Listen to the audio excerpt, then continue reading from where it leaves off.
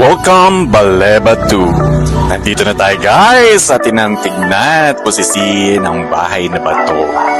Pagbungad ko guys dito sa Angkor Wat ay namanghang inyong Kuya Bench. Totoo nga naman guys, may yahalin tulad ang Baleba 2 sa isang templo sa Angkor Wat. Ang inyong Kuya Bench guys ay galing na ng Cambodia. At talaga namang totoong maiyahambing o maiyahalin tulad ang Baleba 2 sa mga templo ng Cambodia. Tara't samahan niyo ako guys na ikutin ang kamanghamanghang strukturang ito. Si Apong Susing nga pala guys ay namayapa noong 2007 at dito siya mismo inilibing sa loob ng kanyang tahanan. Can you imagine guys, mag-isa ako ngayong umiikot dito sa kanyang tahanan, ngayon pala ay nandito ang kanyang labi. Tara guys, huwag niyo akong iiwan please.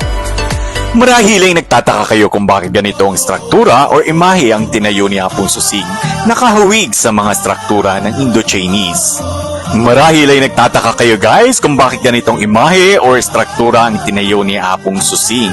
Hindi kayo nag-iisa guys, ang inyong Kuya Bench ay napatanong din sa guard dito kung bakit ganitong struktura ang tinayo ni Apong Susing.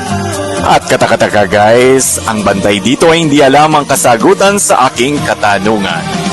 Kung titignan mabuti guys, ang panlabas nito, mapapansin mo ang masalimuot na mga ukit na gawa mismo ng artist na si Apong Susing.